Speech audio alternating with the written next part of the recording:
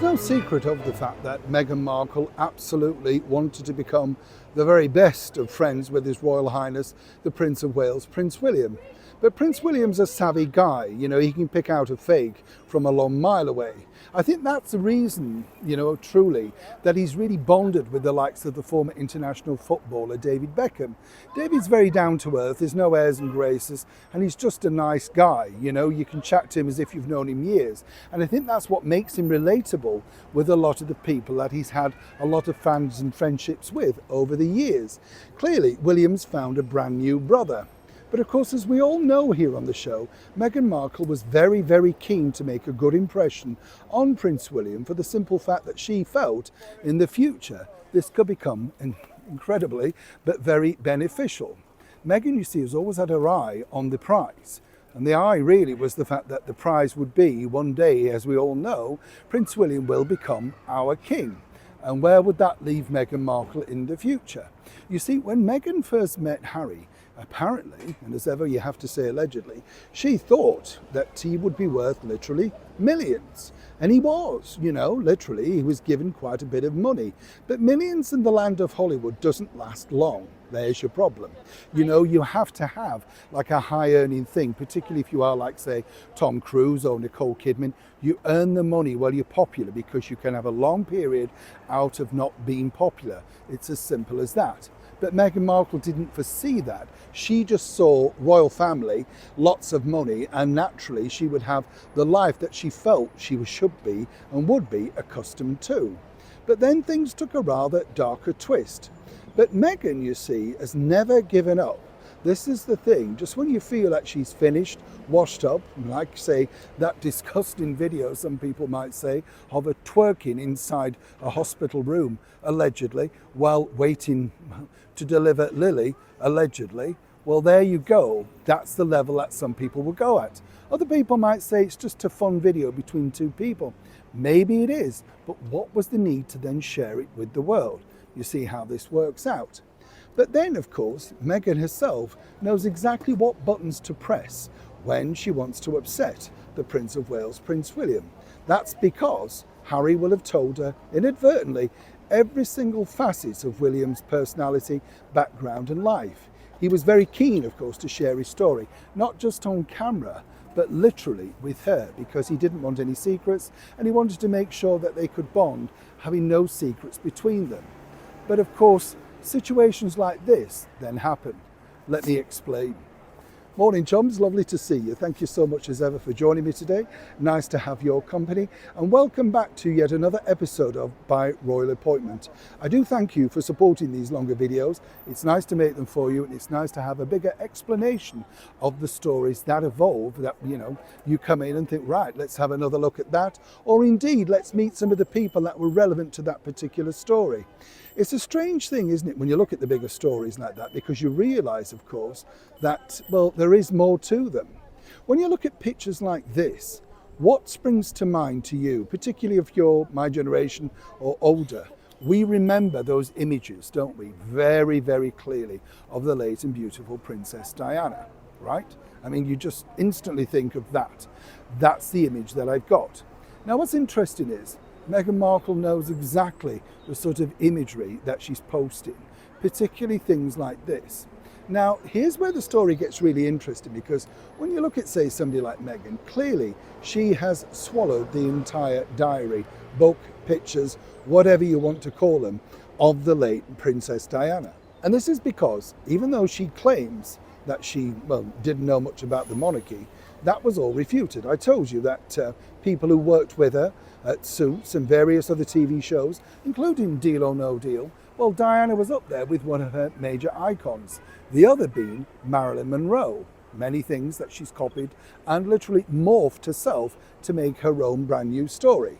You see, the problem with Meghan is she doesn't have much of a backstory, and most of the backstory is very well hidden for obvious reasons. So she has to come up with stories, like she did allegedly when appearing on the Ellen DeGeneres show, about how she slid in and out of her car. Many people very cleverly picked this up from a scene from a movie.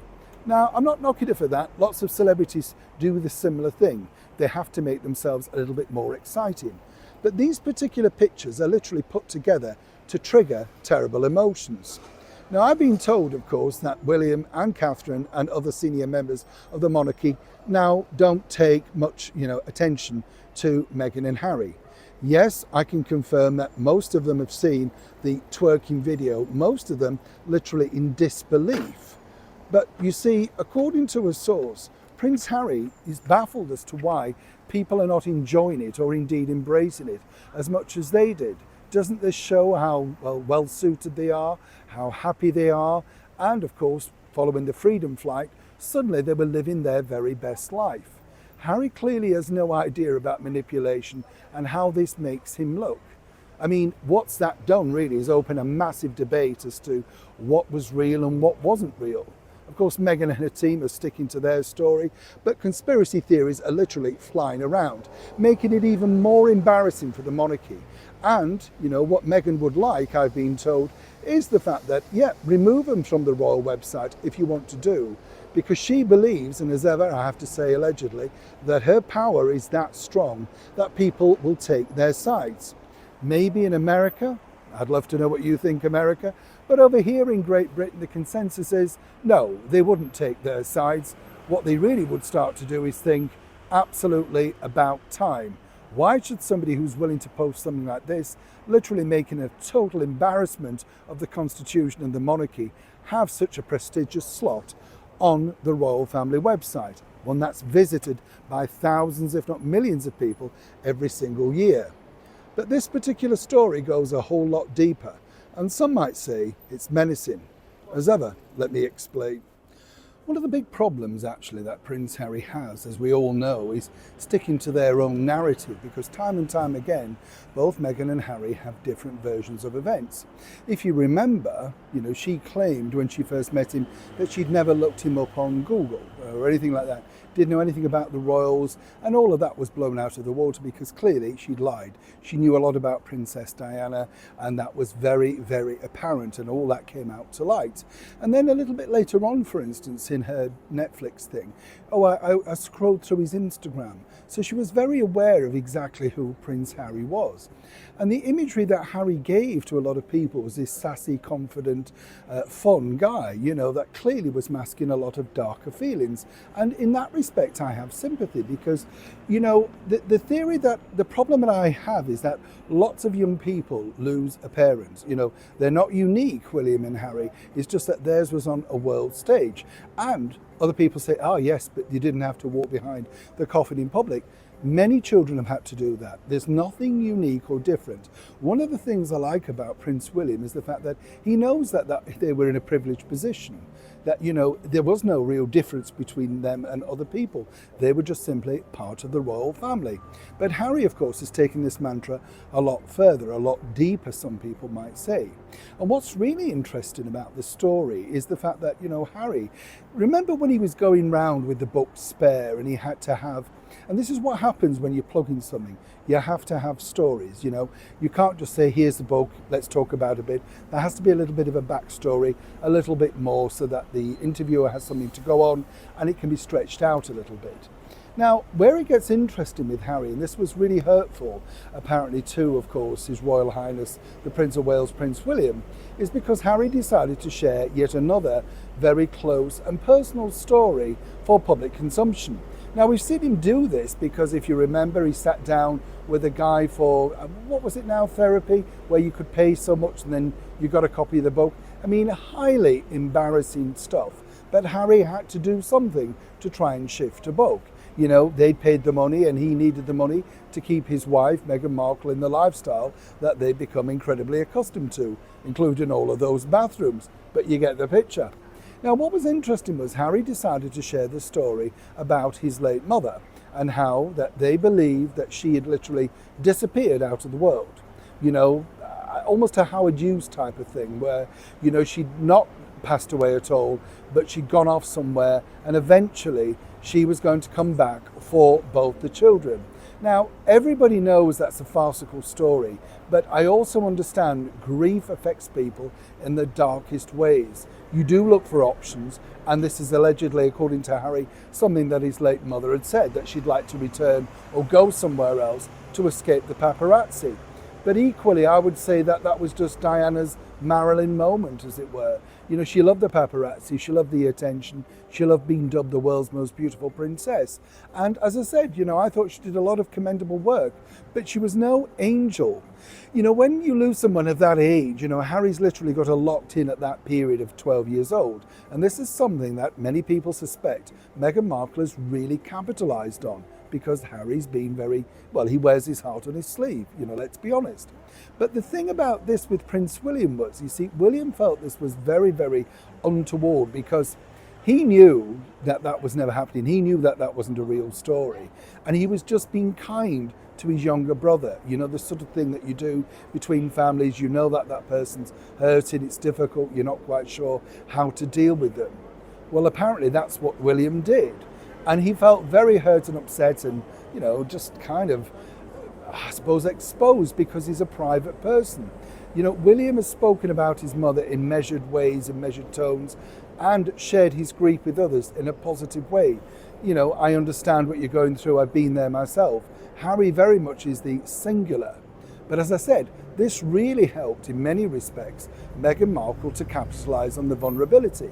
And this was the concern really of the royal family, because what people saw was the fact that, you know, Meghan could see there was a vulnerable person, and she knew all the buttons to press to make sure that this vulnerability was able to be tapped into on a bigger level.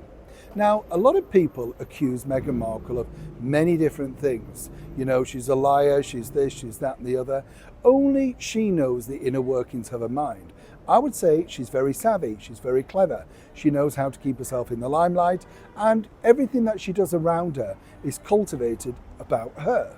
You know, even her child's fourth birthday turned into the Meghan Markle show, didn't it? The twerking, the cake, the Disneyland. We're not allowed to see the kids, so you have to put up with the first best thing, not the second best thing, right? But the bigger picture is that Meghan gets upset over this, the alleged cosplaying of Harry's late mother, Diana. And this apparently, according to an ex-worker, is what she has to say about it. I think it would be fair to say that if we lived in this world in our period, chums, everybody remembers Princess Diana. There are certain people that you don't forget. Kennedy, Frank Sinatra, presidents, you just remember. And in our era particularly, I would say this, because we had television, it was more impactful, wasn't it? You know, I remember Diana from all of the outfits that she wore, because they were on the news every night. Now, they didn't go into detail about, oh, she was this, she was that, but the frilly blouses, do you remember those in the 80s? And she was just nice and fresh and beautiful, and you just kind of thought, oh, you know, this is a good look. And she was a great ambassador for British fashion. Of course, many years later, she decided to go down other avenues, because she was a very stunning woman with an elegant figure, and more importantly, could sell fashion, so why not? But you see, what's interesting is Meghan Markle, according to an ex-staff member, basically gets very angry, because apparently when she dresses in similar clothes to Princess Diana, she's cosplaying her, she's copying her. Now, this all goes down to one simple thing. The story goes that, of course, when she first met Prince Harry, she was wearing the late princess's perfume. That triggered a lot of things. And if you remember at the very first meeting and very first televisual event, the orchestrated reality, as she called it, well, you know, she didn't know anything about them. That was all blown out the water. She'd studied the Andrew Morton book. She was a huge Princess Diana fan. Why she just couldn't come out and say that in the first place, who knows? That might have endeared her more, but to pretend you didn't know anything about the monarchy is ridiculous in itself. So when you see images like this, where she's continually dressing very similar to, of course, his late mother, well, according to the staff member, actually every single outfit gets passed for public consumption through Prince Harry. And if she thinks he doesn't like it, she would change the look. Do we believe that? I mean, do we believe that, right? And apparently, you know, he gets great comfort from the fact that she dresses in a very similar style, perhaps similar colours, to his late mother. Now, some people might say this is creepy, right? But you have to remember that you're dealing with a very fragile person. Whatever people think about Harry, he's incredibly, incredibly fragile, right? Now, Moving further on, this is a bit of a strange theory in many respects, because as I said, you see, she believes that when Catherine is dressed in a similar thing or wearing jewels belonging to the late princess, well, apparently she's paying tribute. She's not cosplaying. And this is the reason why Meghan gets very upset, because apparently, well, what's the difference? She's dressed like Diana on many different occasions, quoting as ever, allegedly. And so where that gets confusing is, who's actually telling the truth? Does Prince Harry really want his wife to be dressing like his late mother? Is it something that apparently he stipulates? But it doesn't as ever ring true with the likes of Meghan Markle. You see, long before she met Harry, she clearly had some fascination with the late royal. And let's not forget, Diana was a style, blazer, trailblazer in the fashion world. People copied her. It's hard to imagine in the social media world now, but her haircut, the colour, if she wore a certain dress, polka dots. I met her, as on a number of occasions, and I can tell you exactly the date that I met her, knowing the clothes she had on for those particular press conferences, because I thought, oh right, I remember that she was wearing that. That's how powerful her look was. But as you can see, Meghan was desperately trying to, shall we say, borrow the style, look, whatever you want to call it, long before Harry came into her mood board, as it were. And now, consequently, according to her, she finds this very, upsetting. But the other side of it is, and according to this source, she likes the fact that this triggers an anger situation with, as ever, allegedly, His Royal Highness Prince William, the Prince of Wales. You see, people forget that Harry bangs on about his mother all the time. But Diana had two sons, who she loved dearly, clearly.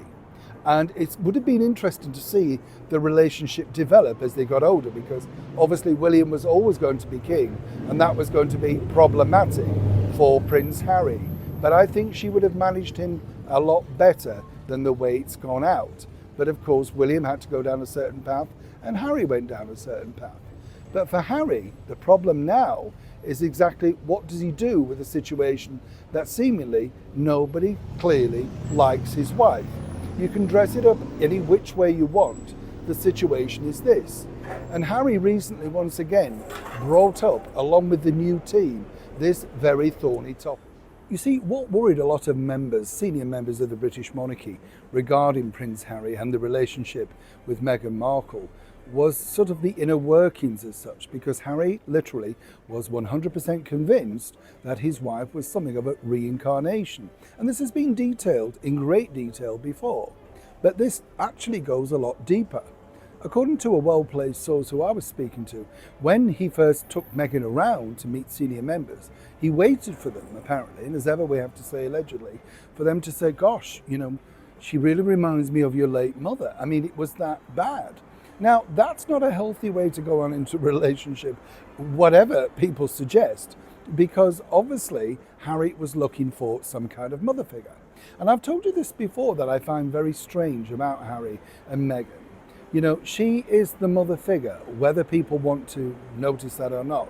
When she was coming down the aisle, singularly, even though she dumped, of course, the Prince of Wales halfway down, what it looked like was, finally, Harry had met somebody who he felt was going to mother him, look after him, on all of those things. Meghan's been very, very shrewd and clever to play into the slain dragon prince hero. If you remember, in situations, for instance, with the New York Times, I'm the dragon slayer, I can solve problems, that I'm happy to take all of this on board, others can't, I can. Meghan has a bit of a semblance of real life, a jobbing actress with no prospects, and really on the wrong side of 40, or heading towards 40 by the time that she met him. Harry was a godsend in the terms of an actress. Unlike, say, Princess Grace of Monaco, who was very established and who'd already won an Oscar, Meghan was nowhere near that. But she was very keen at that point for her team to present her in the Princess Grace style. Not necessarily Diana, but as a successful actress who was giving everything up to marry her prince. And as I pointed out to you recently, Harry literally believes that Meghan has sacrificed everything that you could possibly think in order to make sure that, she stays with the life with him. Now, many might suggest this is an absolute fallacy. How could that possibly be? Where was she before she met him? seriously nowhere. But Harry absolutely believes it. Now, the bigger issue is that while people, including, of course, the potential chance for a name change with the Spencer family, because if you remember, Meghan announced she was Sussex now, right? And that caused a lot of consternation and laughter, didn't it? Well, Harry was convinced that actually this would cement them as a new family, a new position, moving forward, a different style. They weren't going to be burdened, for instance, and as ever, we have to say allegedly, by the Mountbatten Windsor banner. And Meghan was very keen on that idea. But of course, that didn't come off. But you see, what's strange about this whole story is Meghan is a chameleon, right? And she's kind of played this role now. And she realises that people are not going to accept her in the Diana role. Harry still very much thinks that eventually people will see what a great asset she was. They both believe at some point they will be asked to return back to the British monarchy because William will need the extra bodies, and given time, everything will be pushed to one side, and more importantly, William not necessarily apologising, but would welcome the chance of, as I say, the extra people. Now, what's strange about this is Meghan's savvy enough to know that that probably is truly not going to happen. She doesn't want a life of royal service, bored rigid by it. It's only the world that Harry knows. And so he'd be more than happy if, in a sense, he was called back, if it could be masked up in the way that, well, we need you if you could come back, sadly in the eventual demise of His Majesty the King. As for Meghan, and this is where this gets interesting in my opinion, is, you see, Prince Harry still believes that Princess Diana truly lives on through his mother. Now, I'm not knocking him for that. If that's what he feels and that's what he gets comfort from, then he should be left alone with it. But to try and enforce it onto others, and particularly for Meghan to then say, well, I'm only dressing like this because my husband likes me to, has a very eerie combination around it all, doesn't it? It can only lead into problems later on. When you catch Harry off guard, according to staff members, he's never ever truly happy. He sits there looking quite morose, downcast, and without a sense of purpose. And rightly so. You have a man who doesn't have a job, really. There's nothing for him to do. He's moved to another country. He is a full-time father, a sitter, whatever you want to call it. And I think those children give him some joy. That would be the thing, I think. But is a man really at 40 plus that now needs something other than that? And the bigger issue is, well, Meghan's trying to fly away and possibly now leave behind this royal persona connection that she created for a number of years. Well, Harry doesn't want to give it up. And it goes back to what, as I said at the start of the video, basically Meghan does these sort of things because she knows it upsets, irritates, and more importantly gets her the attention that she craves by having that line back, of course, to the late Princess Diana. As for Harry and her, they're truly living in very separate lanes. But the bigger problem now for Harry is exactly where does he go from here? As Meghan decides to forge ahead on her own independence, and you can see more and more that he is the person that she's simply just dragging behind as and when it suits her, well, truly, there isn't much left. As for Harry, he believes eventually that his life, along with his children and their titles of HRH, will be reinstated back, and this simple blip and the landscape will all be forgotten in the moments of time. What do you think, though? As ever, thank you so much for joining me for an episode of By Royal Appointment. And as ever, chums, if you could possibly comment respectfully, like and share, I would be most grateful. Until our next By Royal Appointment, take care of yourselves.